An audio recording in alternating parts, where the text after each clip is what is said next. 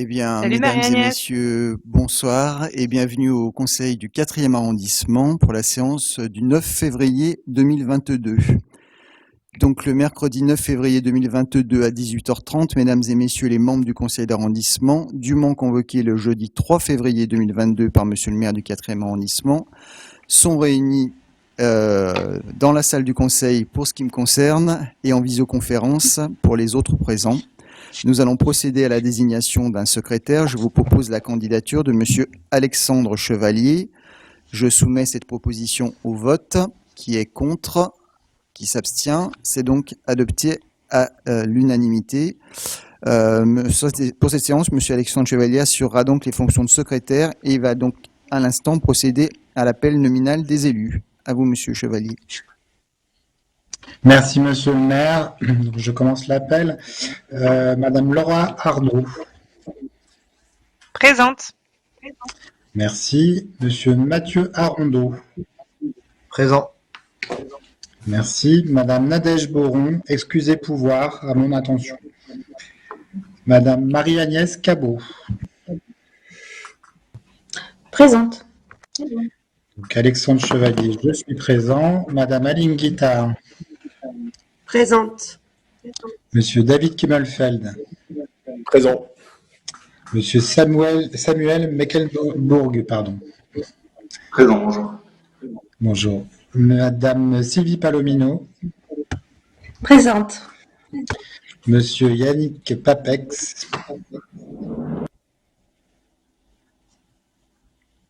Yannick Papex.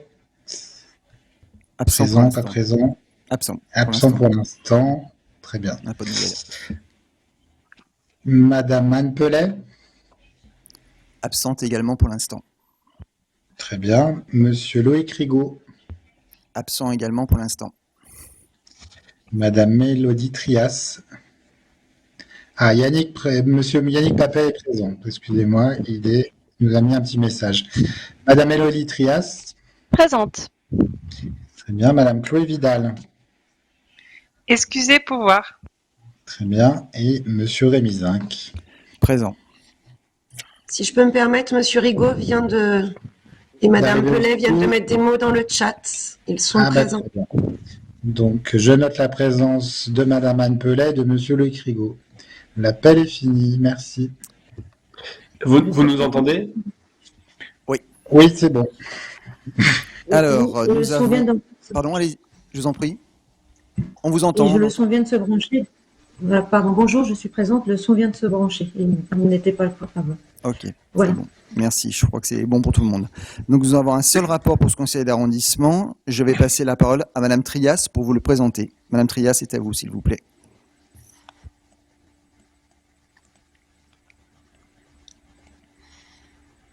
Oui, merci Monsieur le maire. Bonsoir à tous et à toutes, chers collègues.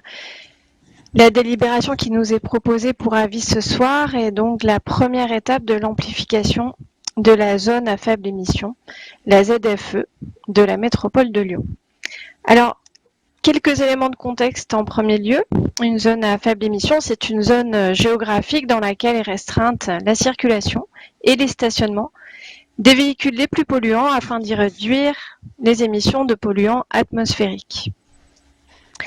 En effet, nous devons répondre à une urgence sanitaire et climatique. Comme mentionné dans la délibération, l'Agence Santé publique France estime que 40 000 décès prématurés sont causés par la pollution de l'air chaque année en France. D'autre part, dernièrement, l'association Respire a rendu son rapport sur la qualité de l'air aux abords des écoles. Et ce qu'il en ressort, c'est que 100% des établissements scolaires à Lyon sont toujours exposés à des seuils de pollution de l'air trop élevés par rapport aux recommandations de l'OMS, surtout concernant l'exposition aux particules fines et au dioxyde d'azote. Avec 45 jours en alerte rouge en 2019, l'agglomération lyonnaise est le territoire français qui a connu le plus de jours de dépassement des seuils de pollution. Face à cette situation, l'Union européenne somme les États d'agir pour la santé des citoyens. Depuis plus de 10 ans, la Commission européenne met en demeure régulièrement la France pour dépassement des valeurs limites de dioxyde d'azote et de particules fines. La première fois, c'était en 2009. Et donc, en 2018, le Conseil d'État a enjoint le gouvernement de prendre toutes les mesures nécessaires à l'amélioration de la qualité de l'air. Et puis en août 2021, il a ajouté une astreinte de 10 millions d'euros par semestre. En 2020, la métropole de Lyon a donc instauré une ZFE, une zone à faible émission, qui interdit, donc depuis le 1er janvier 2020, de manière permanente, la circulation et le stationnement des poids lourds et des véhicules utilitaires légers conçus pour le transport de marchandises et classés critères 5 et 4. Et depuis le 1er janvier 2021, donc la ZFE concerne également les poids lourds et les véhicules utilitaires légers critère 3. Pour revenir sur les émissions de polluants, le trafic routier est responsable de 25% des émissions de particules fines et de 66% des émissions de dioxyde d'azote émis à plus de 95% par les véhicules diesel. Ce sont les populations les plus précaires qui sont les premières touchées par la pollution de l'air. Cette concentration d'émissions est inégalement répartie sur le territoire métropolitain et atteint encore plus fortement les habitants et habitantes vivant à proximité des grands axes routiers et souvent moins favorisés. La ZFE est donc une urgence de santé publique doublée d'une urgence sociale. La ZFE, c'est aussi une obligation légale. Depuis la loi d'orientation des mobilités votée en 2019, les villes qui dépassent régulièrement les normes de qualité de l'air doivent instaurer des zones à faible émission mobilité. 10 villes françaises sont concernées, dont la métropole de Lyon. L'objectif est de protéger les conditions de santé des résidents des lieux concernés et diminuer la pollution de l'air provoquée par les véhicules les plus polluants. Alors, aujourd'hui, mesdames, messieurs, nous nous réunissons donc pour donner l'avis de la mairie du 4e arrondissement sur l'amplification du dispositif ZFE et l'interdiction des véhicules particuliers critères 5 et non classés sur le périmètre de la ZFE actuelle au 2e semestre 2022. Actuellement, le périmètre a été défini lors du précédent mandat et les villes de Villeurbanne, de Caluire ainsi que la quasi-totalité des arrondissements de Lyon sont inclus. Une grande concertation sous l'égide de la Commission nationale du débat public est organisée par la métropole de Lyon, et ce depuis le 3 septembre 2021, et elle a été prolongée donc jusqu'au 5 mars 2022 pour définir les modalités de mise en œuvre et les mesures d'accompagnement de ce projet. La concertation a pris plusieurs formes. Des réunions publiques sont proposées. Une plateforme numérique de participation a recueilli 4100 participations à ce jour. Et une vingtaine de rencontres mobiles dans l'espace public a été organisée, ainsi qu'un panel de citoyens tirés au sort a travaillé pour remettre un avis. Et également une concertation spécifique a lieu avec les acteurs économiques. Sur la ville de Lyon, par la ville de Lyon, des ateliers avec les conseils de quartier, les CIL et les associations de commerçants ont été également organisés.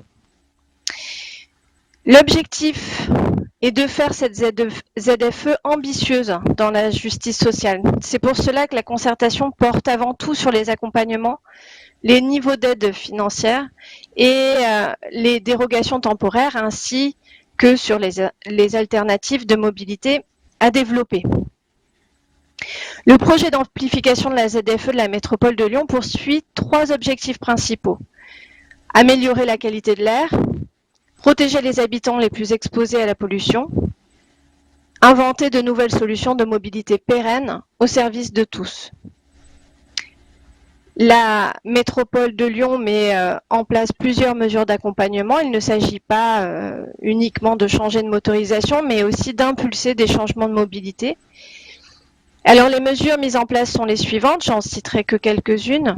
La première, doubler les investissements du Citral pour le mandat à venir. Développer les modes actifs, dont 250 km de voies lyonnaises. Développer l'autopartage avec Cities, Yé ou Léo Go, 700 véhicules supplémentaires. Créer également une maison des mobilités pour conseiller et orienter les entreprises, les salariés et les particuliers en matière de mobilité. Cela permettra de faire cette intermédiation nécessaire avec les habitants de la métropole pour conseiller chacun et chacune dans sa transition des mobilités d'une manière générale, mais aussi pour clarifier et consolider les différentes aides, règles ou dérogations. La métropole met en place également, essaie de développer l'intermodalité. Dans le 4e, on peut mettre son vélo dans le métro C. Et c'est également possible maintenant dans les trams. La métropole aussi, facilite donc l'acquisition de véhicules moins polluants avec des aides financières. Et pour cette première étape, la métropole propose des aides financières en fonction des revenus, avec des aides fortes pour les ménages les plus défavorisés, et rajoute une tranche de revenus par rapport à la grille de l'État et interpelle l'État à en faire de même. La métropole de Lyon met également en place un cadre dérogatoire temporaire pour les plus précaires. Si la ville de Lyon émet un avis favorable, elle pose aussi des points de vigilance et des observations, notamment en faveur des personnes les plus fragiles. Nous demandons donc un dispositif de communication important et diversifié afin de donner la meilleure visibilité possible au plus grand nombre de particuliers et de professionnels. Nous voulons renforcer des offres de transport en commun déjà existantes, en particulier en ce qui concerne les capacités, les fréquences et les plages horaires. Nous voulons qu'une importance particulière soit portée aux aînés de notre arrondissement.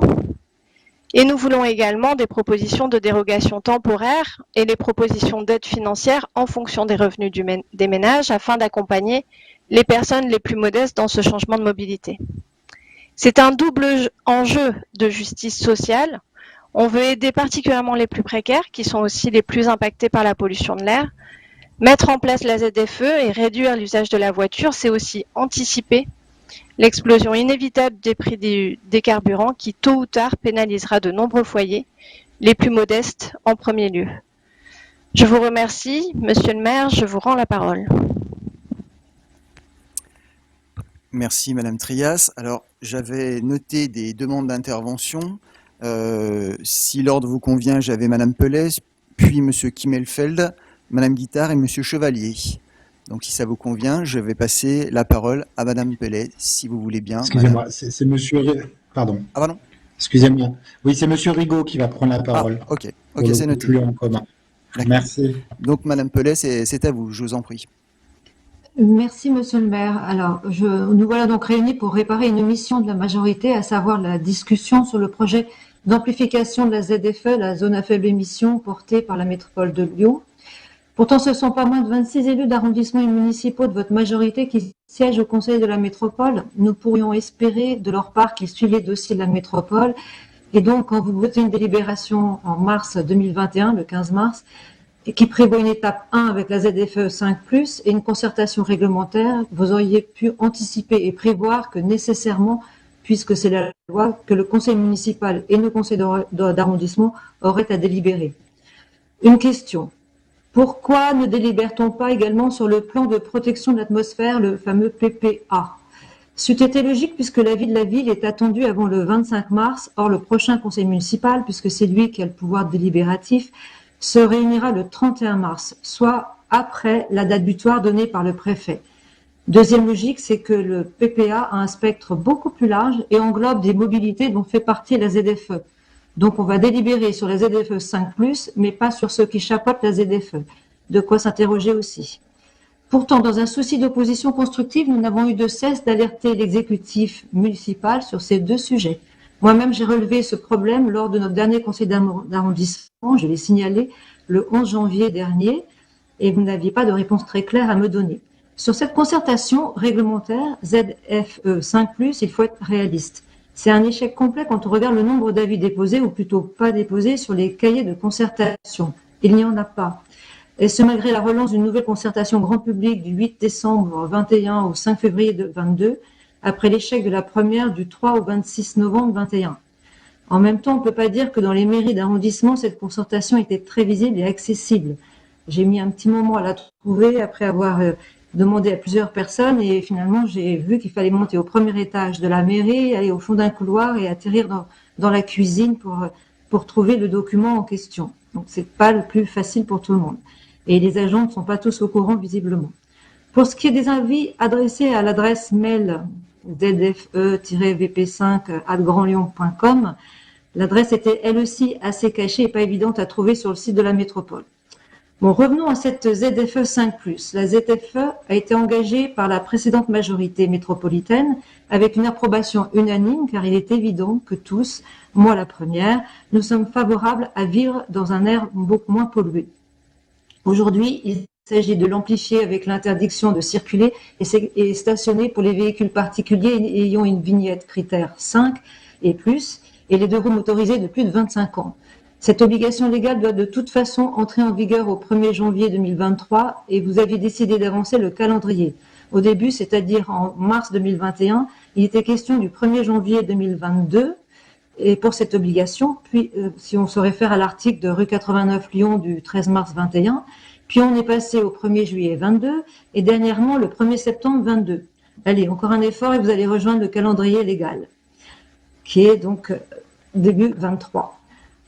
Concrètement, cette nouvelle interdiction va concerner 5 000 euros et 22 380 véhicules sur la métropole, dont 6 678 véhicules sur la ville de Lyon. À la question posée en commission le 4 février dernier sur la répartition par arrondissement, l'adjoint en charge des mobilités a été incapable de nous donner une réponse. Peut-être que vous, monsieur le maire, vous avez cette information, auquel cas il serait intéressant de la communiquer à notre conseil. Savoir qui est concerné, combien de personnes. Dans un souci d'exhaustivité, car la métropole n'est pas une île perdue au milieu des océans, il faudrait également prendre en compte ce type de véhicules sur les intercommunalités voisines, car ces personnes sont susceptibles de vouloir se rendre sur notre territoire, et là, ce sont 45 171 véhicules concernés. Ça fait beaucoup. Avant d'arriver aux étapes suivantes, cette première étape de ZFE 5+, qui concerne les véhicules particuliers, est à ne pas rater. Or, c'est pas le chemin que nous prenons et nous le regrettons. Nous avons vu avec l'expérience des professionnels qui sont concernés et de plus en plus inquiets depuis 2 ans, car il y a un manque d'informations. 74 aides ont été accordées sur un parc de véhicules de 28 662 voitures, camions, soit 0,26% aides accordées, ce qui fait vraiment très très peu. À ce rythme-là, la qualité de l'air n'est pas prête de s'améliorer. Bref, il y a clairement un manque d'information des personnes susceptibles d'être concernées et nous ne comprenons pas pourquoi la métropole n'adresse pas un courrier aux habitants des communes de la ZFE détenteurs d'un véhicule critère 5 ou plus. Les possibilités de dérogation accordables sont d'ailleurs une illustration de ce manque d'information. À travers ce dispositif de dérogation, on voit bien que personne n'est prêt. Ensuite, j'en finirai par là, que ce soit en lisant le dossier de concertation ou en écoutant le débat au Conseil de la métropole du 24 janvier dernier, ce qui ressort, c'est que la voiture est une ennemie qu'il faut abattre et donc vous mettez en place une écologie punitive à l'endroit des possesseurs de voitures et pas les plus favorisés. Arrêtez de croire que les automobilistes ne roulent que pour polluer. S'ils utilisent leur voiture, c'est parce que cela répond pour beaucoup à une nécessité qui pour l'instant ne peut être satisfaite autrement. Bref, compte tenu de tous ces éléments, je ne peux approuver votre proposition d'avis favorable et voterai contre, malheureusement, bien que pour la ZFE. Je vous remercie. Merci Madame Pellet. Alors je ne sais pas si je dois vous répondre à l'instant. Je vais quand même le faire sur la concertation parce que j'entends bien depuis quelques jours la petite musique des éléments de langage qui circulent à droite et qui voudraient que tout cela devienne une vérité. Alors vous n'êtes pas au conseil municipal vous-même certes, mais votre groupe y est représenté et il y a aussi présent chez nos élus d'arrondissement Madame Paul Minot qui pourra aussi en témoigner.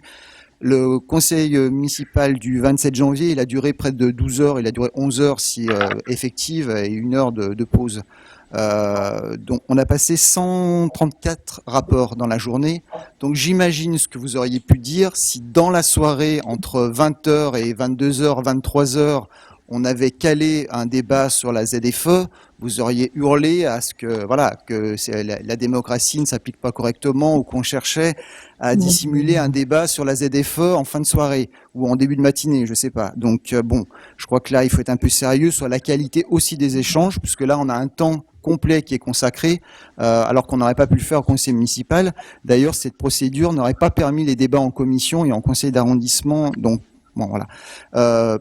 Par ailleurs, vous réclamez la démocratie. Moi, en tant que maire d'arrondissement, je siège dans une commission qui s'appelle le Conseil des maires d'arrondissement, qui a été créé par M. Doucet pour permettre aux maires d'arrondissement, toutes tendances confondues, de se réunir autour de lui et d'aborder des projets et des problèmes liés au fonctionnement de nos arrondissements, fonctionnement divers, ou à nos projets divers.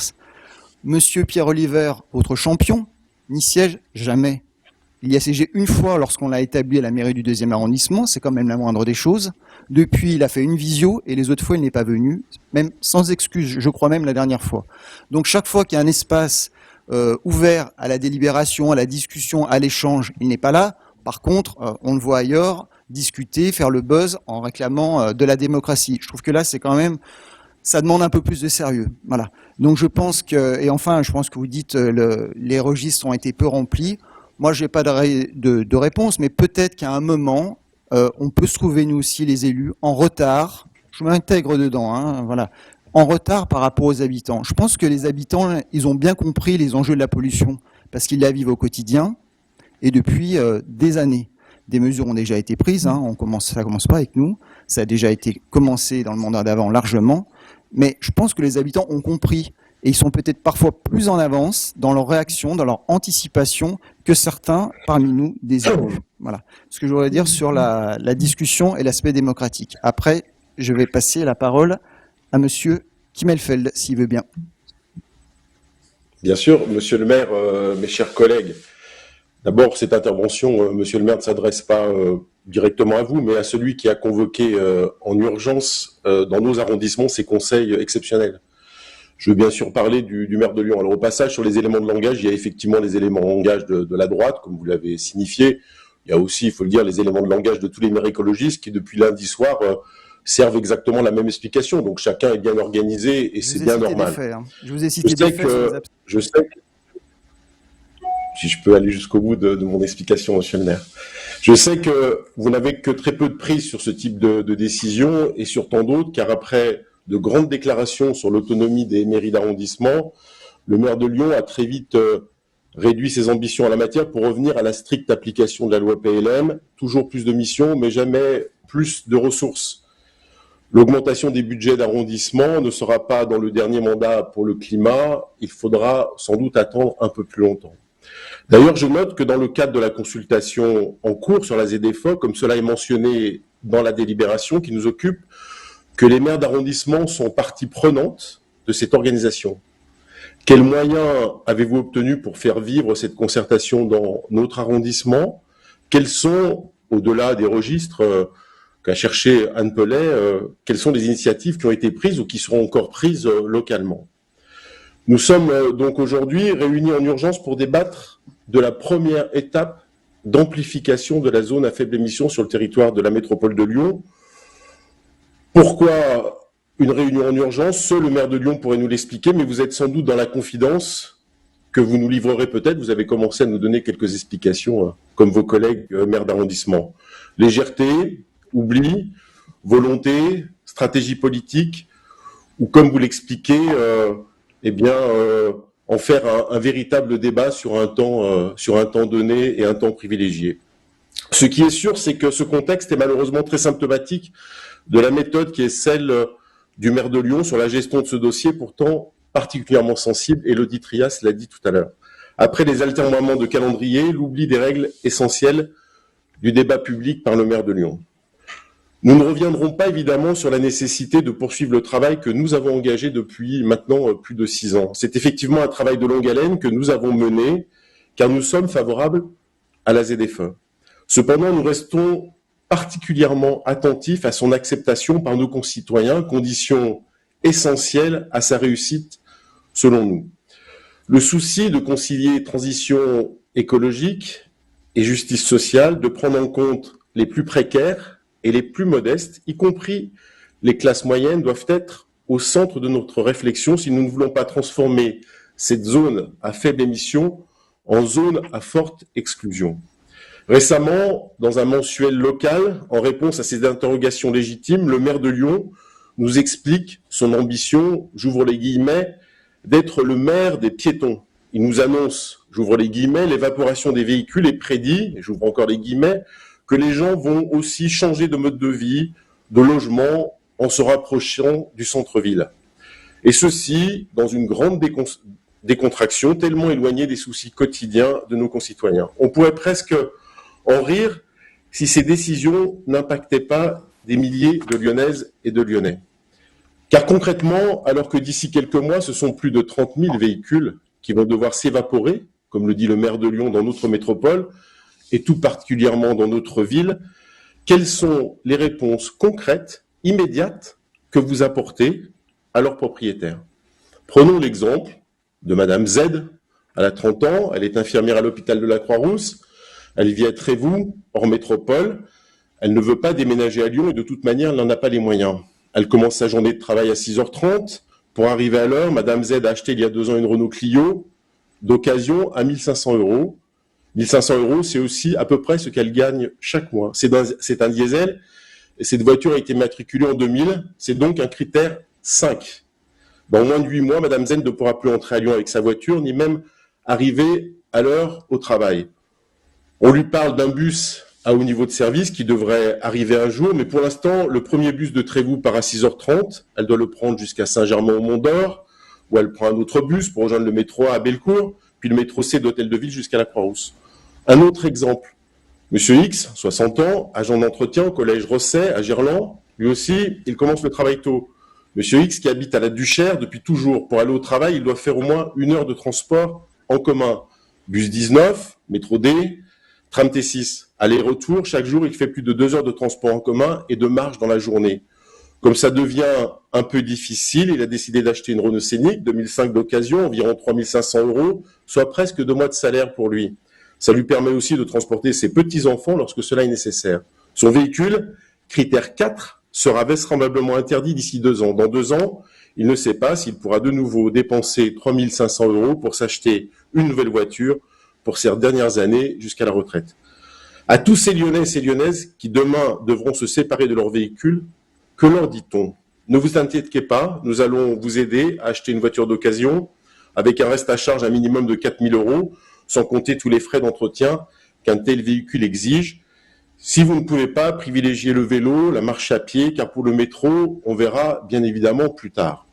Bien sûr, il est aujourd'hui essentiel de questionner la place de la voiture dans nos villes, mais nous devons le faire en intégrant pleinement les contraintes économiques de leurs habitants et la capacité à fournir une alternative crédible dans le bon timing. Nous ne pouvons pas nous satisfaire d'une solution qui offre aux plus aisés le confort d'une voiture électrique et laisse les plus modestes et les classes moyennes sur le bord de la route dans l'attente de solutions alternatives et crédibles. Nous ne pouvons pas exiger des Lyonnais la même chose sur la transition écologique, quels que soient leurs revenus, leurs conditions, leur lieu de travail, leur horaire de travail, leurs contraintes familiales. Aujourd'hui, qui a les moyens de remplir son frigo d'une alimentation bio? Qui a les moyens de se vêtir en coton durable et responsable? Qui a les moyens d'acheter un véhicule électrique? Sûrement pas les personnes données en exemple dans notre intervention, exemple que nous aurions pu multiplier, caissiers, caissières des grands magasins, enseignants, personnels de la ville de Lyon ou de la métropole. C'est pourquoi nous défendons une écologie sociale avec une responsabilité commune et différenciée. Et nous refusons cette écologie libérale que vous prenez et qui impose à chaque individu, même le plus fragile, d'endosser une responsabilité qu'il n'a pas les moyens aujourd'hui de porter. Je ne paraphraserai pas ici le candidat communiste à l'élection présidentielle qui martèle qu'il n'est, ouvrez les guillemets, pas pour une écologie qui vise à faire porter les efforts liés à la transition écologique sur les plus modestes.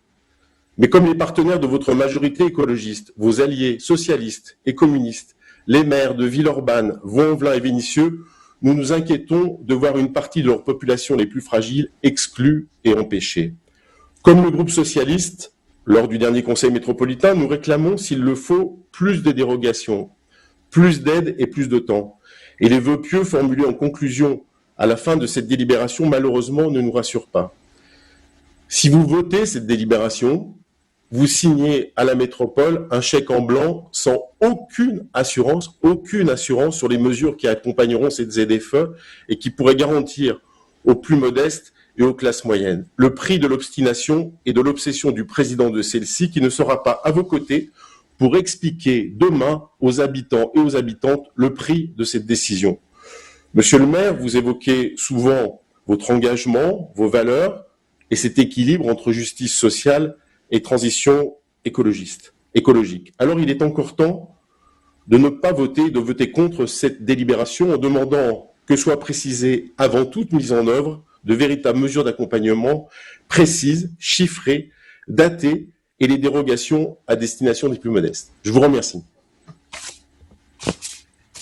Merci, Monsieur Kimmelfeld. J'ai une demande de parole de Madame Guittard.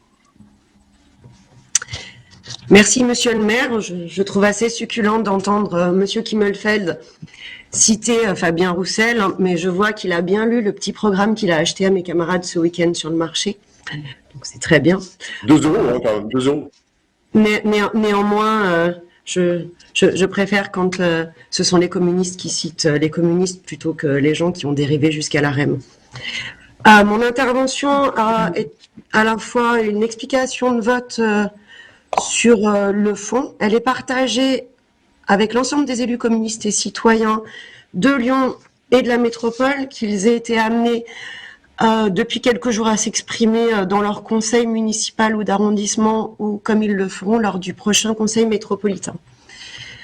Sur le fond, nous partageons évidemment l'idée qu'il y a urgence à mettre en œuvre des politiques plus audacieuses en matière de lutte contre la pollution de l'air qui est responsable de 7% des décès dans notre pays. Dans cette perspective, la réduction de la place de la voiture individuelle dans nos déplacements et singulièrement des voitures les plus polluantes est l'un des leviers à actionner pour réduire la pollution. Encore faut-il mettre au service des habitants des outils de déplacement alternatifs qui soient efficaces et attractifs, c'est-à-dire fluides, rapides et peu chers. En ce domaine, le plan de déplacement urbain métropolitain, modifié bien trop rapidement lors de la révision du PLUH de 2019, manque tout à fait d'ambition pour ce qui est de la diminution de la place des voitures dans les déplacements, tout comme pour l'augmentation des autres modes de mobilité. En particulier, le besoin pourtant évident de report des mobilités sur les transports en commun. En clair, ce PDU reste l'héritier d'une civilisation du tout-voiture qui ne se préoccupe pas du jour d'après. Pour rattraper ce retard, il faudra l'implication de tous les échelons d'administration du territoire. Pour faire simple, si aujourd'hui la ville de Lyon et la métropole s'engagent dans un travail de rattrapage du retard, il est essentiel que la région et l'État prennent aussi leur part dans cette transformation des politiques de mobilité afin de garantir, par le service public évidemment, l'équité entre tous les habitants. La région en développant enfin un maillage de TER et l'intermodalité en coopération avec la métropole, et l'État en apportant un réel soutien financier nettement plus important au développement des transports en commun. En tant qu'élu communiste, je soutiens la délibération qui nous est présentée, assortie des observations formulées par la ville de Lyon, mais je regrette que celle-ci n'aille pas plus loin. Par exemple, il est très important de demander, comme le fait la ville de Lyon dans la délibération, l'extension des plages horaires et des fréquences des transports en commun pour permettre une hausse de leur fréquentation dans des conditions favorables aux usagers. Mais il est dommage de le faire sans évoquer la nécessité d'une autre politique tarifaire, plus sociale, notamment la visée d'un libre accès qui pourrait se construire pour commencer au quotidien pour les petits salaires et les familles nombreuses des classes populaires, et pour tous lors des trop nombreux pics de pollution que connaît encore notre agglomération, y compris comme ce fut le cas en 2020, en plein confinement. J'espère évidemment que les futures délibérations préparant les étapes suivantes de la mise en place de la ZFE seront l'occasion d'avancer dans cette direction, afin d'allier toujours davantage lutte contre la pollution et lutte pour la protection sociale. Je vous remercie. Merci Madame Guittard. Monsieur Rigaud, s'il vous plaît. Bonsoir Monsieur le maire, chers collègues. J'interviens ce soir au nom des élus Lyon en commun, de l'arrondissement, de la ville, de la métropole, également consultés comme l'ensemble des élus du territoire sur la ZFE. Une intervention pour apporter notre soutien bien sûr à cette délibération vitale pour notre santé et surtout pour celle de nos enfants. Une délibération attendue, même par l'opposition, à ce que je vois, que vous avez très bien présenté, Madame Trias. Je ne reviendrai donc pas dessus en détail, mais plutôt sur quelques points qui nous semblent essentiels. Une zone à faible émission qui va permettre de construire la ville apaisée et respirable que nous appelons de nos voeux, en rupture avec la politique du tout automobile prônée durant des décennies. La ZFE vient répondre en premier lieu à un enjeu de qualité de l'air, un enjeu de santé publique pour les enfants de nos écoles. Je pense ici particulièrement à ceux de l'école Michel Servet, dans le 1er arrondissement, qui se trouve à proximité du tunnel de la Croix-Rousse. Un enjeu de qualité de l'air devant lequel nous ne sommes pas tous égaux. Les quartiers populaires ont l'air le plus dégradé, car construits en périphérie des villes, centres, autour des grands axes routiers, en l'occurrence sur notre métropole, entre le périphérique et la rocade. C'est pourquoi, dans sa mise en place, nous souhaitons que la ZFE tienne compte des capacités de financement des ménages, et notamment des plus fragiles. Pour cela, il sera nécessaire d'adapter le mécanisme de versement des aides aux situations financières des particuliers. Il faudra instaurer le principe de non-rétroactivité pour celles et ceux qui n'auraient pas les moyens d'avancer la trésorerie nécessaire. Un dispositif qui devra également avoir le souci de lutter contre le non-recours aux aides. Nos mairies d'arrondissement devront avoir pour cela une place centrale pour accompagner leur mise en place de la ZFE et de ces mesures au plus près des habitants. Un vœu sera par ailleurs porté au conseil municipal par les 3 groupes de notre majorité pour faire un pas de plus en direction de la gratuité des transports en commun. Et on s'en satisfait. En effet, dès le début du mandat, notre majorité à la métropole a mis en place la gratuité pour les plus précaires. Aujourd'hui, par ce vœu, nous souhaitons aller plus loin dans la mise en place de cette gratuité, en proposant d'évaluer l'impact et les bénéfices des tarifications sociales et solidaires mises en place début 2021. En proposant aussi d'étudier, puis d'expérimenter des gratuités ciblées qui permettraient un report modal depuis la voiture. Vous l'aurez compris. Et Aline Guittard en a parlé tout à l'heure, nous pensons notamment ici à la mise en place d'une gratuité pendant les pics de pollution. Et enfin, en proposant la gratuité des transports en commun pour les moins de 12 ans. Ces évaluations et expérimentations devront être menées dans les meilleurs délais, notamment en vue du déploiement de cette zone à faible émission, avec l'interdiction progressive des véhicules critères 4 en 2023, puis des critères 3 et 2 qui impacteront davantage encore les ménages les plus modestes. Plus globalement, Lyon en commun porte la gratuité comme un outil de transformation économique, sociale et environnementale de notre société. Nous croyons que cette gratuité totale permettra d'augmenter considérablement le nombre d'utilisateurs des transports en commun et permettra ainsi d'agir concrètement pour la qualité de l'air et le climat. Nous souhaitons ainsi participer au mouvement, comme l'ont déjà fait plus de 35 villes et métropoles françaises, comme Strasbourg, Paris, Lille, Dunkerque, Montpellier ou encore Nantes. C'est aussi un outil pour améliorer le pouvoir d'achat des habitants, dans le contexte actuel particulièrement tendu. Je pense au prix de l'essence et au risque d'inflation. C'est aussi un moyen de contribuer au soutien du commerce de proximité en centre-ville et en cœur de quartier. La mise en place de la ZFE nous honore, puisqu'elle est un outil indispensable qui viendra protéger notre santé et celle de nos enfants. Mais la ZFE nous oblige également à proposer des solutions alternatives aux habitants. Le remplacement de véhicules polluants par d'autres moins polluants ne peut pas être la seule solution que nous ayons à apporter aux Croix-Roussiens. Non. Le nombre de voitures doit diminuer sur la Croix-Rousse, qu'elles soient électriques ou thermiques, pour laisser plus de place aux transports en commun, aux mobilités douces et aux piétons. La mise en place de la ZFE pose donc nécessairement la question de la desserte en transport en commun et de la structuration d'un réseau de voies cyclables à la Croix-Rousse. Des réseaux de mobilité qui me semblent essentiels au vu de la particularité de notre arrondissement, qui, il ne leur a échappé à personne, se situe sur une colline. Cette colline est un défi technique pour la collectivité. Je pense ici au métro à Crémaillère et au bus, qui ne peuvent pas emprunter toutes les rues. Mais cette colline est aussi un défi quotidien pour les habitants qui, en fonction de leur lieu d'habitation et de leur destination, doivent élaborer des stratégies complexes. Force est de constater que beaucoup de Croix-Roussiens et de Croix-Roussiennes font actuellement le choix de la voiture. La Croix-Rousse n'est pas le seul territoire concerné par cette situation. Toutes nos sociétés modernes sont confrontées à ce paradoxe d'une utilisation intensive de la voiture dans les centres-villes urbains, pourtant largement desservis en transport en commun. C'est ce tournant que notre société est en train de prendre petit à petit en changeant nos modes de transport et en transformant nos comportements. La ZFE doit permettre d'accélérer cette transition, mais plus qu'ailleurs, à la Croix-Rousse, on prend la voiture pour se déplacer car la colline que j'évoquais à l'instant reste un obstacle qui ne facilite pas les déplacements quotidiens. Rassurez-vous, aucun obstacle n'est insurmontable, mais le sujet d'aujourd'hui nous oblige à nous poser la question d'un saut qualitatif d'offres de transport en commun et de voies cyclables pour notre arrondissement qui, de par sa topographie, devient indispensable. Face à ce défi, la desserte SL de l'arrondissement n'est pas à la hauteur actuellement. Une construction de la desserte en étoile en direction du centre de Lyon, une vision ancienne qui vise à rabattre sur l'hypercentre les habitants qui doivent ensuite changer de mode de transport et repartir sur l'extérieur de la ville. Ainsi, quand on vient à la Croix-Rousse pour aller à Vèze, Villeurbanne ou Vaux-en-Velin, tout nous amène à repasser par l'hypercentre. Cela crée des temps de parcours importants qui poussent de nombreux habitants à garder leur véhicule pour monter et descendre de la colline. Des lignes de bus existent certes, mais le niveau de service n'est pas à la hauteur de notre ambition. Si on ne vit pas à proximité de la ligne 38 au nord-est de l'arrondissement, le temps pour rejoindre la Part-Dieu pour prendre un train dépasse vite les 40 minutes. La ligne 2 correspond à un vrai besoin pour rejoindre Vèze sans passer par Bellecour, mais il faut être patient pour attendre son bus en heure de pointe, avec une desserte au quart d'heure et un bus qui n'a aucune voie dédiée. La desserte de Rieux-la-Pape, pourtant proche, nécessite de prendre le métro C, puis la ligne C1 et enfin la ligne C2. Finalement, si le métro C est une véritable alternative qualitative à la voiture quand on souhaite se rendre sur la presqu'île, dès qu'il s'agit d'aller autre part que l'hypercentre, la voiture reste un mode de transport privilégié par beaucoup de Croix-Roussiens et Croix-Roussiennes. Le constat est également frappant sur le vélo à la Croix-Rousse. Le travail qu'il reste à faire est immense. Mais qu'est-ce qu'a fait la majorité précédente qui a pourtant dirigé la mairie de Lyon et la métropole pendant 3 mandats consécutifs? Aucune voie vélo digne de ce nom sur l'ensemble de l'arrondissement, hormis aux extrémités sur les quais. Pendant que Caluire mettait en place une voie verte au port du 4e arrondissement, rien d'ambitieux n'a été créé pour relier le centre-ville à cette voie verte, pourtant très prisée des Croix-Roussiens. Dans le cadre de la mise en place de la ZFE, nous devons proposer un saut qualitatif dans l'offre de transport en commun et de voies cyclables pour permettre ce report modal que nous appelons de nos vœux. Au niveau métropolitain, nous avons les moyens de nos ambitions. Notre majorité de gauche et des écologistes a doublé à la métropole de Lyon le budget consacré au transport en commun.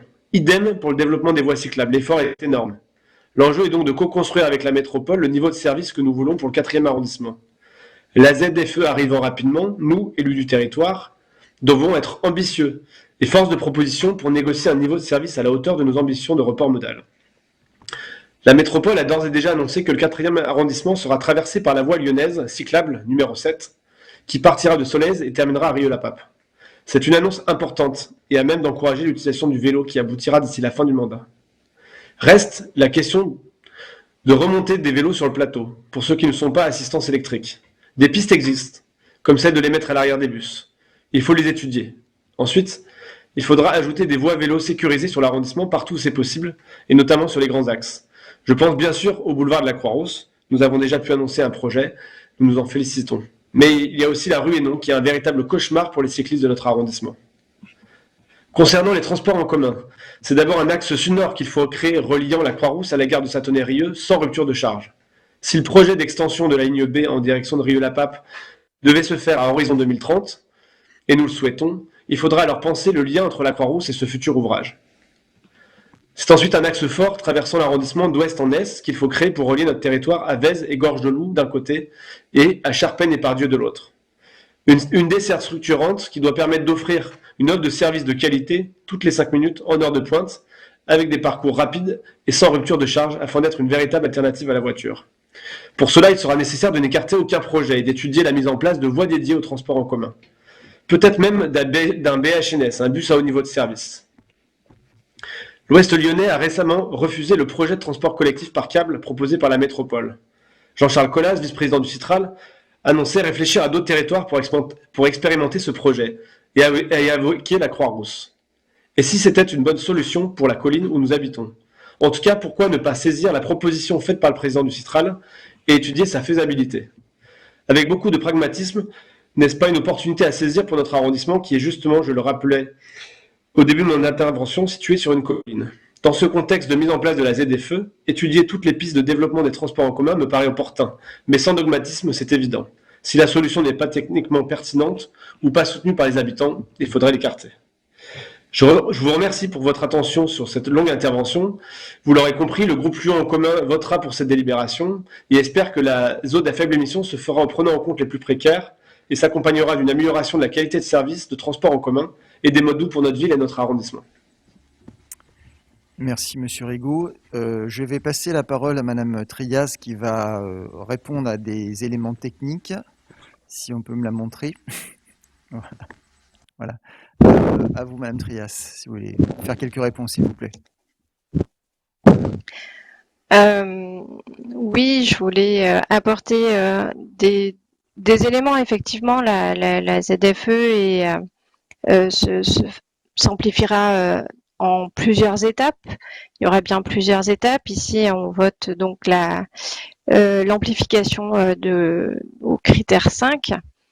La ZFE doit également permettre d'impulser des changements de mobilité. C'est pas seulement des changements de motorisation. La démotorisation des foyers est une tendance qui depuis plusieurs années, elle a tendance aussi à s'accélérer. Donc, le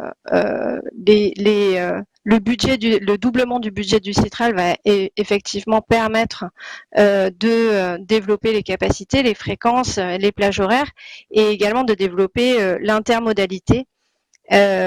Pour ce qui concerne les abonnements solidaires sur la ville de Lyon, il y a 12% de la population de Lyon qui bénéficie d'abonnements solidaires, et effectivement on aura donc une attention particulière pour les populations les plus modestes. Merci. S'il n'y a plus de demande de parole, Madame Pellet, je vois votre main, c'est ça? Oui? Mettez votre micro peut-être. Ouais. C'était juste par rapport à votre réponse. Je comprends bien votre embarras pour le fait que ça ne soit pas passé au conseil municipal. Le conseil municipal, si c'était prioritaire, puisque vous aviez un délai légal, vous l'auriez mis à la place d'un autre sujet, ou vous auriez fait plus long. Il y a des tas de collectivités qui font des débats jusqu'à 1h, 2h du matin, et on n'en meurt pas, j'y suis passée. Chacun son... Et ça, c'est l'intérêt général qui l'emporte, en général.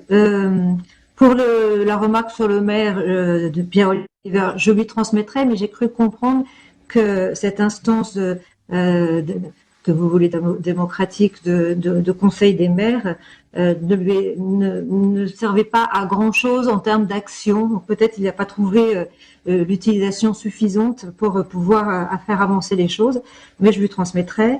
Concernant le fait que les élus seraient en retard par rapport aux habitants, j'espère que c'est pas votre cas, parce que c'est quand même vous qui êtes sur la pollution. Mais honnêtement, je pense qu'il y a beaucoup de gens qui sont complètement largués et qui sont pas du tout au courant de ce qui se passe, parce que je me souviens j'en avoir parlé pas mal, notamment sur les marchés, et tous les gens qui viennent en dehors de Lyon vont avoir des grosses surprises quand ils vont arriver je parle surtout des forains.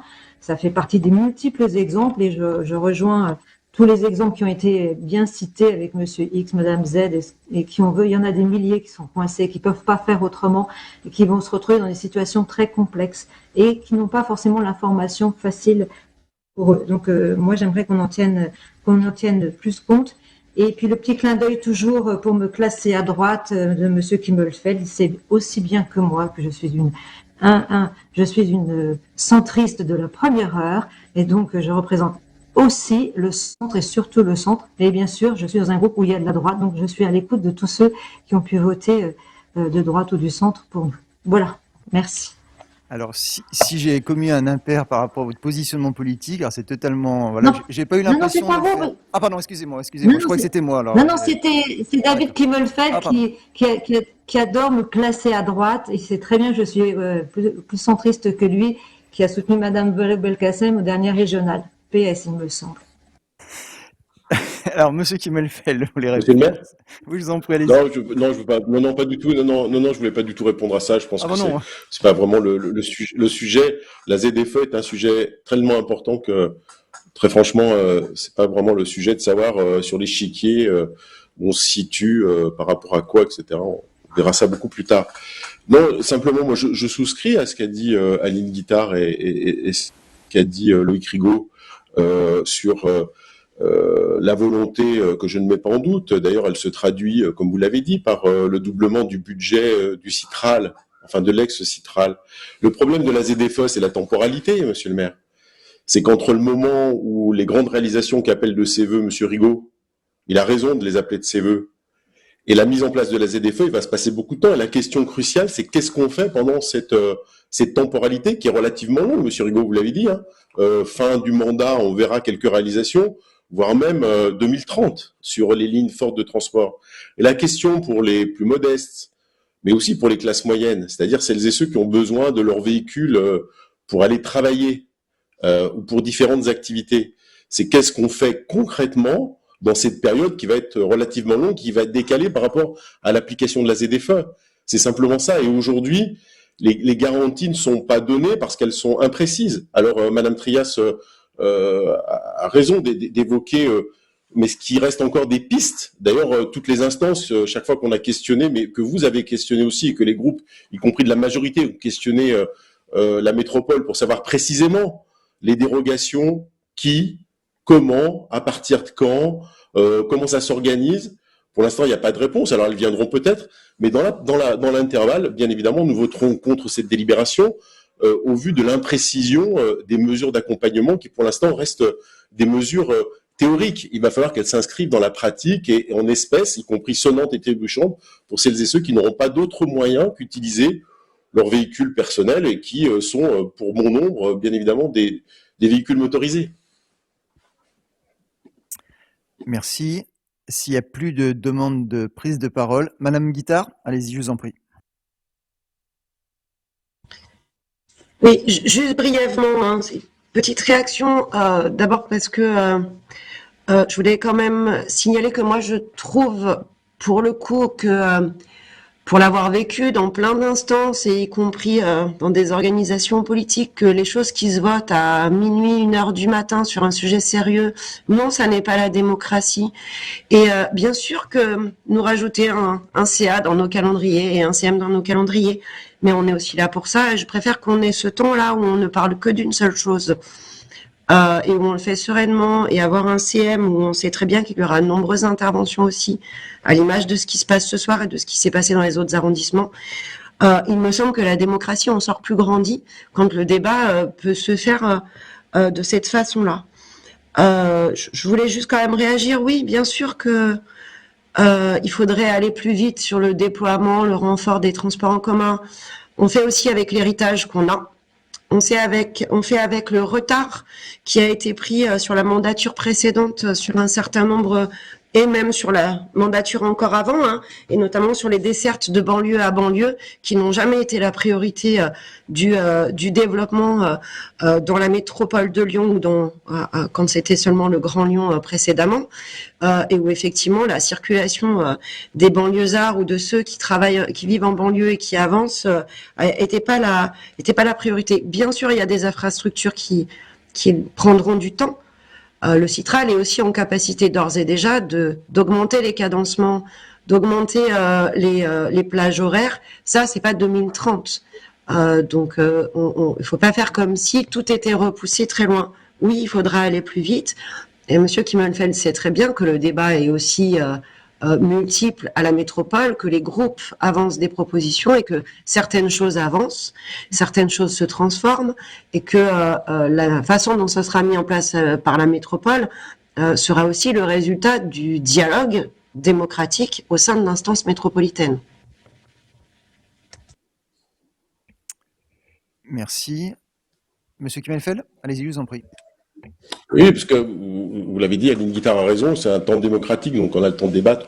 Au passage, je dirais à Madame Guittard, mais sans vraiment du tout polémiquer, que bien sûr, il y a eu du retard qui a été pris, qu'il faut tenir compte de ce retard. Il a été pris aussi avec des majorités dont le Parti communiste, le Parti socialiste et d'autres organisations étaient membres de ces majorités jusqu'à il n'y a pas si longtemps que ça. Donc, on est tous quelque part pris dans ce contexte-là. Mais moi, ce que je demande simplement, mais vous demandez la même chose, et Monsieur Millet à la métropole demande la même chose, et Monsieur Van Stevendel demande la même chose, Madame Geoffroy demande la même chose, c'est que on ne prenne pas des décisions qui viennent aggraver la situation des plus modestes et des plus précaires, et que donc il faudra tenir compte de ça, et que tenir compte de ce retard pour faire en sorte que celles et ceux qui auront le plus de difficultés soient bien accompagnés sur le sujet, soit en offre. Aujourd'hui, c'est pas foncièrement un problème de tarif. Ça deviendra un problème de tarif si l'offre est là. Et bien évidemment, le vœu qui est exprimé par Loïc Rigaud, dont on a bien compris que il faut bien qu'en conseil municipal, chacun avale la pilule et la couleuvre. Mais bien évidemment, la demande est légitime. Mais avant de parler des tarifs, faut parler de l'offre, parce que les tarifs viendront ensuite. Et pour l'instant, l'offre, vous le savez, n'est pas là sur un certain nombre de destinations, et bien évidemment ce travail va s'engager avec la métropole, mais les décisions vont être prises sur la ZFE très rapidement, et je pense que les les sujets ne seront pas totalement épuisés avant que soient votées les orientations de la ZFE. C'est la crainte que nous avons, en fait. Merci. On arrive à la fin des débats. On pourra encore dire beaucoup de choses. Moi, je plaide aussi pour le RER à la lyonnaise et j'espère que la région, avec les centristes à la région, puisqu'il y en a, pousseront le président Wauquiez à s'investir dans ce projet qui permet aussi d'irriguer les territoires et d'éviter de construire des parkings relais dans les zones agricoles et qui fait venir les gens en train au cœur des villes. Voilà. S'il n'y a pas d'autres prises de parole, je vais mettre cette délibération aux voix. Donc, levez bien les mains parce que je ne vous vois pas très bien. Excusez-moi, hein. C'est pas, voilà, c'est pas que je ne vois pas bien, mais voilà. Qui est contre? Alors, je vois 3, c'est ça? C'est ça, hein, oui. Monsieur Kimmelfen, Madame Pellemino, Madame Pellet, dans l'ordre. Hein. Excusez-moi, voilà. Et qui s'abstient? Personne. Donc, c'est d'adopter à la majorité. L'ordre du jour étant épuisé, je vais lever la séance et vous remercie et vous souhaite une bonne soirée à toutes et tous. Merci. Bonne soirée. Merci, bonne soirée. Merci, bonne soirée à vous. Bonne soirée à toutes et tous. Bonsoir. Bonsoir.